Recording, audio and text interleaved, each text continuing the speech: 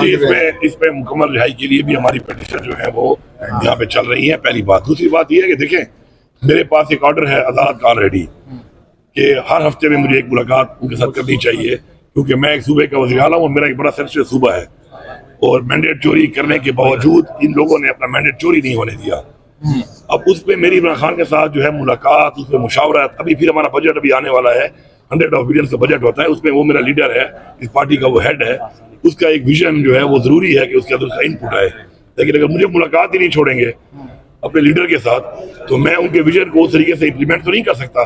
تو کیونکہ day to day matters ہیں, لا اینڈ آرڈر کے مسائل آپ کے سامنے ہیں وہاں کے, باقی جو مسائل ہیں ہمارے فیڈرل گورنمنٹ, ہمارے جو واجبات ہیں ان کے مسائل ہوتے ہیں. باقی ہم نے کن چیزوں پہ زیادہ فوکسوں کے لیے جاتے ہیں تو ضمانتیں نہیں ملتی ہیں, انصاف اس ملک پہ نہیں مل رہا, اور وہی وجہ ہے کہ جو ڈائریکشن ہے پاکستان کی عوام کی وہ ایک طرف جا رہی ہے, اور جو ڈائریکشن ہے اس مینڈیٹ چور حکومت کی, ان کے ساتھ ملے ہوئے ان اداروں کی جنہوں نے بٹھایا ہے ان کو, ان کی وجہ سے اس وقت مودی جیسے لوگ جو ہیں وہ ہمارے پہ حملہ آور ہیں. اور اسی کیونکہ آپ کی یہ چیز پریویل کرتی ہے, آپ کے ملک میں کیا ہو رہا ہے یہ پریویل کرتا ہے. انویسٹمنٹ کیوں نہیں آ رہی؟ کیونکہ پوری دنیا جانتی ہے کہ یہ مینڈیٹ چوری کر کے یہ حکومت کو مسلط کیا گیا عوام کے اوپر. تو اسٹیبلٹی اس لیے نہیں ہے, پولیٹیکل اسٹیبلٹی نہیں ہوگی تو ظاہری بات ہے اکنامیکل اسٹیبلٹی بھی نہیں ہوگی. اسی طرح ہمارے جو دہشت گردی کے مسائل ہیں وہ بھی آپ دیکھ رہے ہیں. عمران خان کی گورنمنٹ کا ڈیٹا اٹھا لیں, آپ ریکارڈ اٹھا لیں, عمران خان وزیر اعظم تھا, کتنے حملے ہوئے, کتنے خودکش ہوئے, کتنی دہشت گردی کے واقعات ہوئے, آپ دیکھ لیں, پرسنٹیج دیکھ لیں, نہ ہونے کے برابر تھے ہی نہیں. جیسے دوبارہ پی ڈی ایم کی حکومت آئی اس کے بعد سے ایک کارروائیاں شروع ہوئی ہیں, اور آج وہاں تک پہنچ چکی ہیں کہ 2 صوبوں کے حالات آپ کے سامنے ہیں, بلوچستان کے اینڈ پختونخوا کے, فالوڈ بائی باقی جو چیزیں ہیں وہ بھی آپ کے سامنے ہیں. تو یہ جو انہوں نے ایک وتیرہ اور رویہ اختیار کیا ہوا ہے, اس سے ملک کو نقصان ہو رہا ہے. ان کو ہوش کے ناخن لینے چاہیے. انف از انف, بس ہے. اب ملک کی سوچو, اس قوم کی سوچو, آنے والی نسلوں کی سوچو, اپنی ذات سے نکلو, اپنی انا سے نکلو. کے لیے پھر آپ ہی کے پاس آنا پڑے گا. تو کہتے ہیں نہیں انصاف سبھی کے لیے, تو میں نے کہا پھر انصاف تو یہ دفتر والے تو نہیں کر سکتے ایڈجوڈیکیٹ کے یہ لوکس اسٹینڈ آئی. میں نے کہا ایک شخص جس نے پٹیشن کی ہے وہ 6 کروڑ پاکستانی عوام کا چیف ایگزیکٹو ہے, وہ سی سی آئی کا ممبر ہے, وہ نیشنل سیکیورٹی کونسل کا ممبر ہے, پاکستان کا وہ ایک پلر ہونے کے ناطے سے اس کا سٹیک ہے اس ملک میں, اور وہ کہہ رہا ہے کہ نیشنل کوہیشن کے لیے, نیشنل یونٹی کے لیے ہمیں جو ہے ایک ایسا دشمن جو للکار رہا ہے اس کے لیے متحد ہونا اور متفق ہونا اور اتحاد کر کے ایک سیسا پلائی دیوار کی طرح ہونا یہ لازم اور ملزوم ہے پاکستان کی اس کے لیے بقا اور ترقی کے لیے. تو اس لیے پیرول پر کیا, تو وہ کہنے لگے کہ ان کو سزا بھی ہوئی ہے. میں نے کہا وہ بھی اپیل آپ کے پاس تیز زیر تجویز ہے, اس لیے کہ حتمی نہیں ہوتی سزا, اور اپیل جو ہے وہ اس کا تسلسل ہوتا ہے, کنٹینیویشن ہوتی ہے. اور میں نے اس درخواست میں بھی لکھا ہے کہ یہ جھوٹے اور لغو کیسز ہیں, اس میں جب بھی اپیل میں آیا ہے وہ سارے بری ہوئے ہیں کیسز, 3 سے تو بری ہو چکے, اور باقی آپ کے پاس لگا ہوا ہے. وہ ایک انہوں نے فلمزی قسم کا اعتراض دفتر نے لگایا تھا کہ ارجنٹ آپ نے کیوں درخواست سسپینشن کی دی ہے جبکہ اپیل آپ نے آرڈنری کی ہے.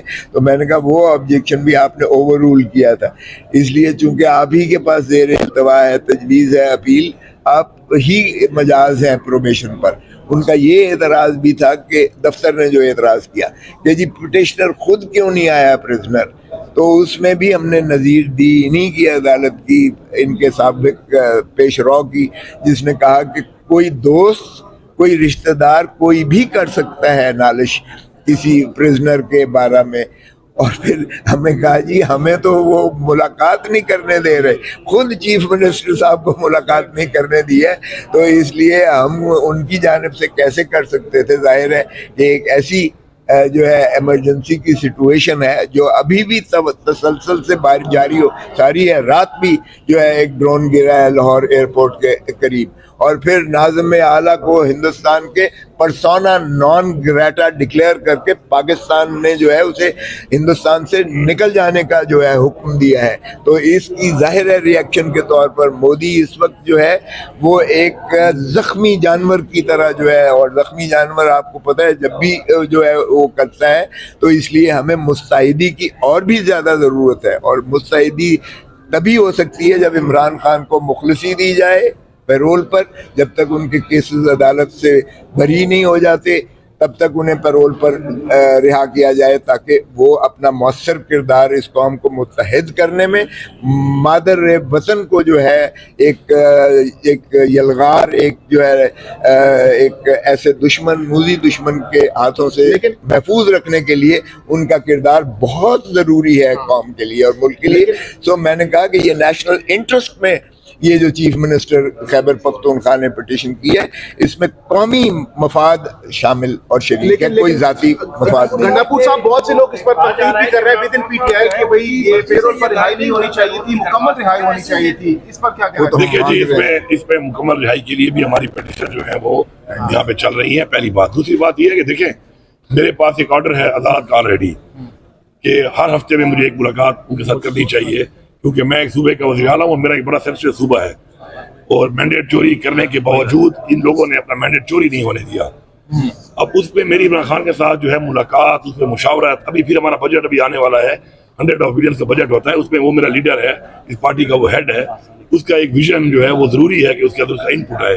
لیکن اگر مجھے ملاقات ہی نہیں چھوڑیں گے اپنے لیڈر کے ساتھ تو میں ان کے ویژن کو اس طریقے سے امپلیمنٹ تو نہیں کر سکتا. تو کیونکہ ڈے ٹو ڈے میٹرز ہیں، لا اینڈ آرڈر کے مسائل آپ کے سامنے ہیں وہاں کے، باقی جو مسائل ہیں ہمارے فیڈرل گورنمنٹ، ہمارے جو واجبات ان کے مسائل ہوتے ہیں. باقی ہم نے کن چیزوں پہ زیادہ فوکسوں کے لیے جاتے ہیں تو ضمانتیں نہیں ملتی ہیں، انصاف اس ملک پہ نہیں مل رہا، اور وہی وجہ ہے کہ جو ڈائریکشن ہے پاکستان کی عوام کی وہ ایک طرف جا رہی ہے، اور جو ڈائریکشن ہے اس مینڈیٹ چور حکومت کی، ان کے ساتھ ملے ہوئے ان اداروں کی جنہوں نے بٹھایا ہے ان کو، ان کی وجہ سے اس وقت مودی جیسے لوگ جو ہیں وہ ہمارے پہ حملہ آور ہیں. اور اسی کیونکہ آپ کی یہ چیز پریویل کرتی ہے، آپ کے ملک میں کیا ہو رہا ہے یہ پریویل کرتا ہے. انویسٹمنٹ کیوں نہیں آ رہی؟ کیونکہ پوری دنیا جانتی ہے کہ یہ مینڈیٹ چوری کر کے یہ حکومت کو مسلط کیا گیا عوام کے اوپر. تو اسٹیبلٹی اس لیے نہیں ہے، پولیٹیکل اسٹیبلٹی نہیں ہوگی تو ظاہری بات ہے اکنامکل اسٹیبلٹی بھی نہیں ہوگی.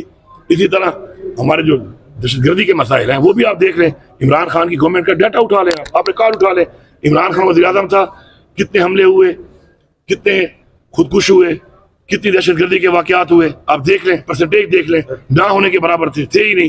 جیسے دوبارہ پی ڈی ایم کی حکومت آئی اس کے بعد سے ایک کارروائیاں شروع ہوئی ہیں اور آج وہاں تک پہنچ چکی ہیں کہ 2 صوبوں کے حالات آپ کے سامنے ہیں، بلوچستان کے اینڈ پختونخوا کے، فالوڈ بائی باقی جو چیزیں ہیں وہ بھی آپ کے سامنے ہیں. تو یہ جو انہوں نے ایک وتیرہ اور رویہ اختیار کیا ہوا ہے اس سے ملک کو نقصان ہو رہا ہے. ان کو ہوش کے ناخن لینے چاہیے. انف از انف، بس ہے. اب ملک کی سوچو، اس قوم کی سوچو، آنے والی نسلوں کی سوچو، اپنی ذات سے نکلو، اپنی انا سے نکلو. گنڈاپور صاحب یہ رجسٹرار آفس نے جو اعتراض لگایا کہ عمران خان صاحب کی مرضی یا یہ جواب یہ دیں تھوڑا سا دائر نہیں ہوئی، یہ جواب یہ بہتر دے سکتے ہیں. جی آپ دے دیں. دیکھیں ہم نے جو ہے نظائر پیش کیے ہیں ان کو، انہی کے سابق پیش رو جو ہے چیف جسٹس اسلام آباد ہائی کورٹ کی 2022 کی ججمنٹ ہے کہ کوئی دوست بھی کر سکتا ہے، کوئی رشتہ دار بھی کر سکتا ہے، وہ خود بھی کر سکتے ہیں. اور خود ان کو اس لیے کہ چونکہ ملاقات ہی نہیں کرنے دی جا رہی چیف منسٹر صاحب کو، تو ان کی جانب سے کیسے کر سکتے تھے.